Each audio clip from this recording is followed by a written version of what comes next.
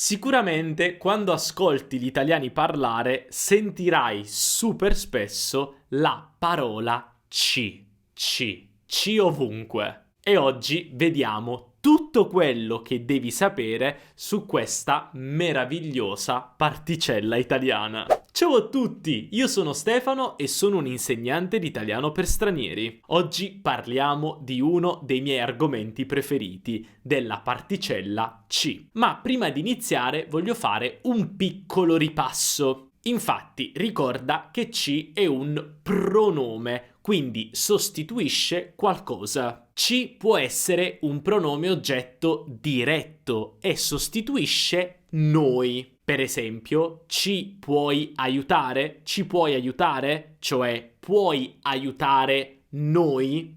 Ma ci può essere anche un pronome oggetto indiretto e sostituisce a noi. Per esempio, la zia per Natale ci ha regalato un computer nuovo, cioè ha regalato a noi. E poi ci è anche un pronome riflessivo che usiamo con i verbi riflessivi e significa noi stessi. Per esempio, ogni mattina ci svegliamo alle 7 per andare a correre, cioè svegliamo noi stessi. Ora, questi sono gli usi base di ci e non parleremo nel dettaglio di questi, ma parleremo degli usi più particolari di ci. Ovviamente però se vuoi ripetere questi argomenti, quindi pronomi oggetto diretti, pronomi oggetto indiretti, pronomi riflessivi, ho tanti video sul canale su questo argomento. Quindi vai sul canale e usa la funzione ricerca per cercare uno di questi argomenti. Ora passiamo quindi agli usi più particolari di ci, ma davvero molto molto importanti.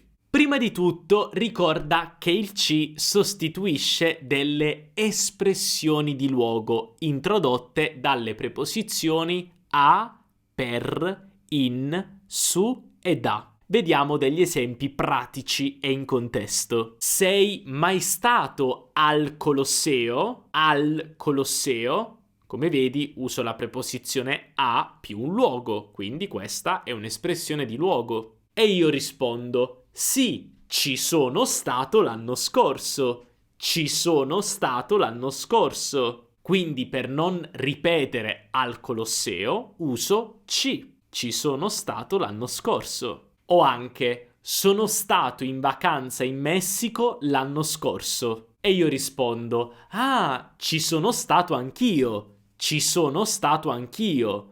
Cioè sono stato anch'io in Messico. Abbiamo la preposizione in più luogo. Per non ripeterlo usiamo ci. O per esempio, vai da Luca stasera? Ricorda che in italiano usiamo la preposizione da per indicare un movimento verso una persona. E io rispondo: no, ci vado domani. Cioè vado domani da Luca. Abbiamo un'espressione di luogo, Luca nel senso il luogo dove è Luca, forse casa di Luca, introdotto dalla preposizione da. Per non ripeterlo usiamo ci. Sei mai salito sulla torre di Pisa? Sì, ci sono salito diverse volte. Cioè sono salito diverse volte sulla torre di Pisa. Un'espressione di luogo introdotta dalla preposizione su. Per non ripetere sulla torre di Pisa diciamo ci. È chiaro come funziona? Ora alcuni chiarimenti importanti. Prima di tutto, dato che ci è un pronome, possiamo usarlo solo quando stiamo sostituendo qualcosa che abbiamo già detto prima. Per esempio, se qualcuno mi chiede dove sei andato in vacanza, non posso dire ci sono andato a Parigi. No, perché non ho mai menzionato Parigi prima, quindi non posso usare ci. E ricorda che non possiamo usare il ci quando abbiamo la preposizione da che indica provenienza. Per esempio, vieni da Verona? Non posso dire sì, ci vengo, perché da in questo caso esprime provenienza, il nostro luogo di origine. E ci non lo possiamo usare. In italiano possiamo usare ci per sostituire un'espressione di luogo introdotta dalla preposizione da solo quando abbiamo una persona, come nell'esempio di prima. Vai da Luca stasera, no ci vado domani. Qui non abbiamo una provenienza, ma abbiamo il movimento verso una persona. E ricorda anche che non possiamo usare la particella C per sostituire un'espressione di luogo introdotta dalla preposizione per quando abbiamo il verbo partire. Per esempio, se io ti chiedo parti per Milano, questo è un caso molto particolare. Usiamo il verbo partire con la preposizione per indicare un movimento verso un luogo. Se io ti chiedo parti per Milano, ti sto chiedendo se stai andando a Milano. Beh, io qui non posso rispondere sì, ci parto. No, non funziona. Quindi quando abbiamo partire per, non possiamo usare C. Ma adesso, prima di andare avanti, devo consigliarti una cosa super utile. Infatti, abbiamo creato per te un fantastico PDF con gli appunti di questa lezione. Infatti, qui puoi vedere tutto quello di cui abbiamo parlato oggi, quindi proprio tutti quanti gli appunti, con le regole, gli esempi che sono sicuramente molto utili per capire ancora di più tutto quello che stiamo studiando. E ovviamente la cosa più importante, abbiamo preparato anche dei fantastici esercizi. Infatti, se vuoi mettere in pratica tutto quello che stai imparando durante questa lezione, beh, fare gli esercizi è la cosa più importante. Gli esercizi ti permetteranno di capire ancora meglio le regole e di renderle automatiche. Ovviamente troverai nelle ultime pagine le soluzioni agli esercizi, così che puoi verificare di star facendo tutto correttamente. Quindi scarica questo fantastico PDF con gli appunti della lezione e gli esercizi scannerizzando il QR code che vedi qui sullo schermo o semplicemente cliccando sul link qui sotto in descrizione o sul primo commento. Inserisci il tuo nome e il tuo indirizzo email e ti invieremo questo fantastico PDF. Sono sicuro che ti piacerà tantissimo. E adesso andiamo avanti e parliamo di con, perché la particella C può anche sostituire la preposizione con. Per esempio, se io ti chiedo quando sei uscito con Fabio, possiamo rispondere ci sono uscito ieri sera, cioè sono uscito con Fabio, per non ripetere con Fabio, ieri sera, e usiamo ci sono uscito ieri sera. E la cosa bella è che quando stiamo sostituendo con più una persona o con più una cosa, con la particella C, non dobbiamo preoccuparci se la cosa che stiamo sostituendo è maschile, femminile, singolare, plurale, perché C non cambia, è invariabile. Per esempio, se dico hai parlato con Giulia, poi rispondiamo no, non ci ho ancora parlato, cioè non ho ancora parlato con Giulia. Però sì, Giulia è una donna, però C non cambia, quindi usiamo sempre C, è facile. O per esempio nel caso di oggetti, che cosa facciamo con tutte queste mele? Possiamo farci una marmellata, cioè possiamo fare una marmellata con tutte queste mele.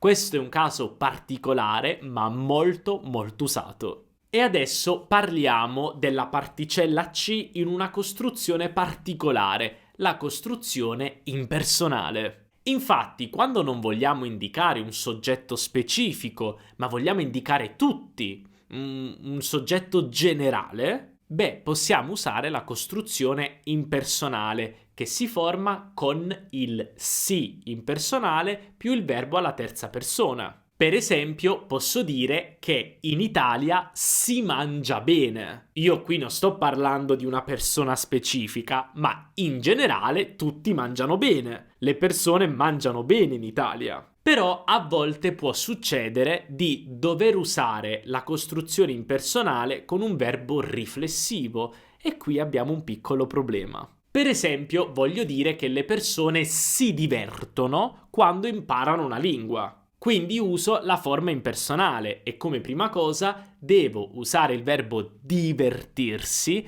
nella terza persona singolare. Si diverte. Ora devo aggiungere il si impersonale e quindi abbiamo si diverte. Si diverte. C'è un problema. È un po' strano dire si diverte. Quindi il si impersonale diventa ci e diciamo ci si diverte. Quindi la frase finale è: quando si impara una lingua ci si diverte. Cioè, quando le persone imparano una lingua, le persone si divertono in generale. Quando si impara una lingua ci si diverte. O anche: durante le vacanze estive ci si rilassa di più. Le persone si rilassano in generale. Anche qui usiamo il verbo rilassarsi, che è un verbo riflessivo, e quindi solo in questo caso, quando abbiamo un verbo riflessivo, per non usare 2 volte si, dato che il pronome riflessivo nella terza persona singolare è si e poi abbiamo il si impersonale, il primo si diventa ci. Ci si diverte, ci si rilassa, ok?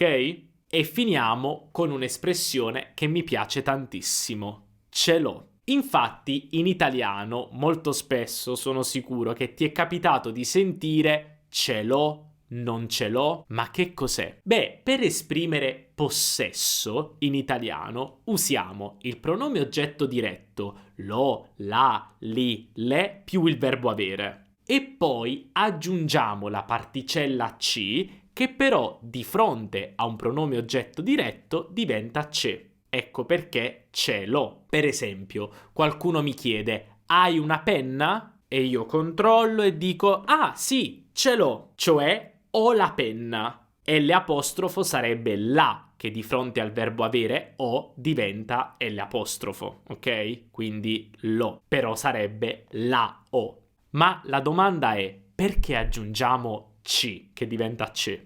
Perché diciamo ce l'ho? Beh, non ci sono dei chiari motivi, però per me è una questione di suono, perché dire semplicemente sì, l'ho o sì, non l'ho è troppo breve, è strano e non suona neanche così bene. Invece, se aggiungiamo il ci, rendiamo il suono molto più piacevole. Sì, ce l'ho. No, non ce l'ho. Questa è la mia opinione. Però ricorda che dire sì, l'ho o no, non l'ho è praticamente sbagliato. È veramente molto strano alle nostre orecchie. Quindi non dimenticare il ci. Altri esempi possono essere: avete un fazzoletto? No, non ce l'abbiamo. O hai il biglietto? Sì, ce l'ho. Fantastico, abbiamo finito con la lezione di oggi. Adesso è arrivato il momento di scaricare il fantastico PDF con gli appunti di questa lezione e ovviamente i fantastici esercizi per mettere in pratica tutto quello che hai studiato. Puoi scannerizzare il QR code che vedi sullo schermo o cliccare sul link qui sotto in descrizione o sul primo commento e ti invieremo questo fantastico PDF. E se il video ti è piaciuto, non dimenticare di lasciare un bel mi piace,